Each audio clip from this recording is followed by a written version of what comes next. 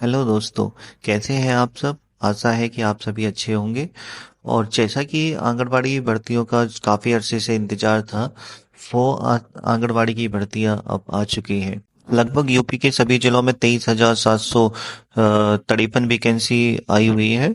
जो अपनी हद में काफ़ी है इस बार, क्योंकि काफ़ी टाइम बाद ये भर्ती निकाली जा रही है। और इसमें महिला ही फार्म भर सकती हैं। तो इस बार जो इसकी शैक्षिक योग्यता, आयु सीमा और क्या भर्ती प्रक्रिया रहने वाली है, और इसमें क्या-क्या डॉक्यूमेंट्स चाहिए फॉर्म ऑनलाइन करने के लिए, वो सभी मैं आज से इस वीडियो में आपको बताने वाला हूँ। तो कृपया वीडियो को पूरा देखें और स्किप ना करें, क्योंकि अगर स्किप करेंगे तो आपको जानकारी अधूरी रह जाएगी, जिससे आपको फॉर्म भरने में परेशानी का सामना भी करना पड़ सकता है। तो मैं आज आप सभी को इस वीडियो में क्या क्या आपको डॉक्यूमेंट्स चाहिए, क्या उम्र होनी चाहिए फॉर्म भरने के लिए, क्या फीस जाने वाली है, क्या भर्ती प्रक्रिया रहने वाली है, और ये इसमें वेतन कितना रहने वाला है, क्या क्या इसकी कंडीशन है, वो सारी आज मैं आपको इस वीडियो में बताने वाला हूँ। तो क्या वीडियो को स्टार्ट करते हैं। चलिए, तो हम इसमें पहले शैक्षिक योग्यता की बात कर लेते हैं कि इसमें क्या मांगा है। तो इसमें सभी से मिनिमम इंटर पास होना चाहिए, या उसके समकक्ष पढ़ाई की करने वाली महिला है, वो इसमें फार्म फिल भर सकती हैं। तो आइए, ये तो हो गई कि शैक्षिक योग्यता क्या चाहिए। हम बात कर लेते हैं कि इसमें आयु सीमा क्या रहने वाली है। तो इसमें आयु सीमा 18 वर्ष से लेके 35 वर्ष तक होने वाली है। जो अब बात कर लेते हैं कि चयन प्रक्रिया हेतु पात्रता क्या रहेगी। तो जो भी वैकेंसी निकली हुई है, उसमें से 50% जो पद है, वो आंगनबाड़ी में जो कार्य करती हैं, वो उनके लिए रिजर्व रहने वाले हैं। यानी कि 50% पद जो हैं, वो उन महिलाओं के लिए रहने वाले हैं जो आंगनबाड़ी में कार्य कर रही हैं और उन्होंने अपनी 5 साल की सर्विस को पूरा किया हुआ है। यानी कि जो महिलाएं 5 साल से आंगनबाड़ी में कार्य कर रही हैं, ऐसी महिलाओं को दिया जाएगा। और ऐसी महिलाओं की जो आयु सीमा रखी गई है, वो 50 वर्ष तक की रखी गई है। अगर उनकी आयु सीमा 50 वर्ष से अधिक है, या उनके पास में 12वीं तक या 12वीं के समकक्ष कोई भी परीक्षा पास किए हुए नहीं है, तो वो इस फार्म को नहीं भर सकती हैं। ये तो हो गई आयु सीमा की बात।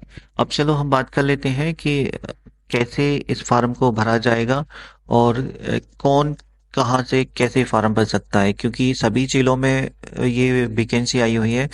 तो ऐसा नहीं है कि आप किसी भी जिले में फॉर्म को भर सकते हैं। इसमें ये जो कंडीशन रखी गई है, वो इस प्रकार रखी गई है कि जो भी महिला जिस भी ग्राम पंचायत से है या उस वार्ड से है जहां पर आंगनबाड़ी केंद्र है, और वहां पर अगर वैकेंसी है, वही महिला उसी जगह फॉर्म फिल कर सकती है। इसके अलावा वो किसी भी जिले या किसी अदर गांव में नहीं भर सकती हैं। देख लेते हैं मेरिट किस हिसाब से बनेगी।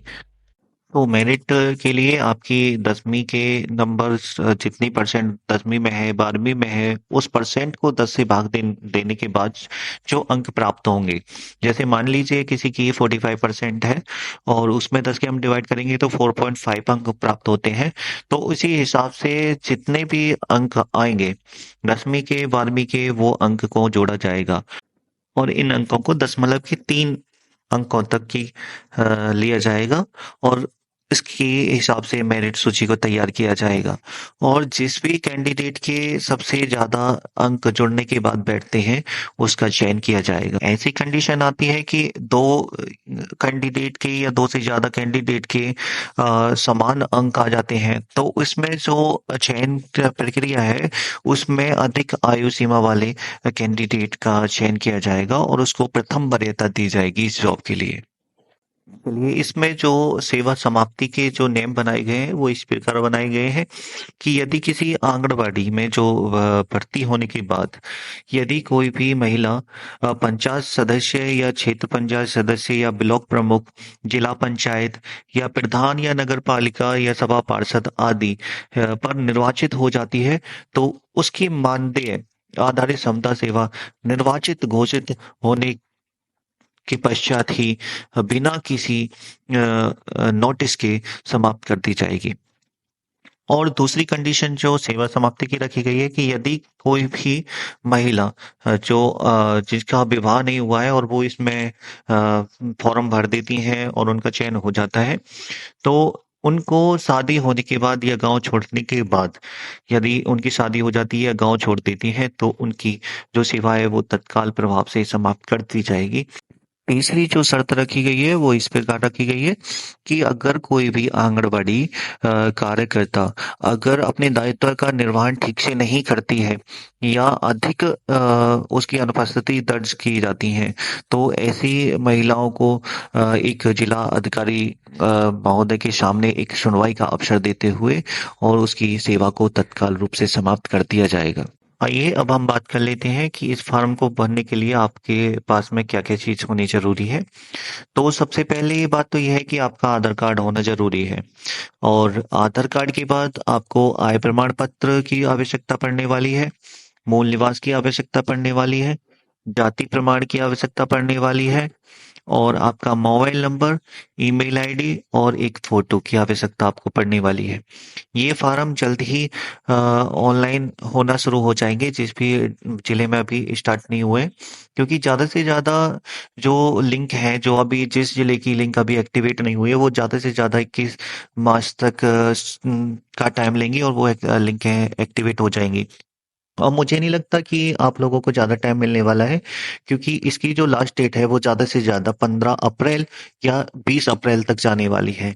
तो ऐसा ना हो कि आपके ज़िले की लिंक एक्टिवेट हो गई है और होने वाली है या हो गई है, तो ऐसा ना हो कि फॉर्म की लिंक एक्टिवेट हो जाए और आपके पास डॉक्यूमेंट्स ही तैयार ना हो। तो इसलिए आप सभी अपने अपने डॉक्यूमेंट्स तैयार करा लीजिए और मैं जल्दी आपको एक और वीडियो के साथ मिलूँगा जिसमें मैं आपको पूरा फॉर्म कैसे फिल करना है, कैसे ऑनलाइन करना है, वो सारी जानकारी मैं आपको अगली वीडियो में देने वाला हूँ। ऐसी ही जानकारी के लिए मेरे चैनल को सब्सक्राइब करें, लाइक करें और कमेंट करें और मैं आपके उज्जवल भविष्य की कामना करता हूँ।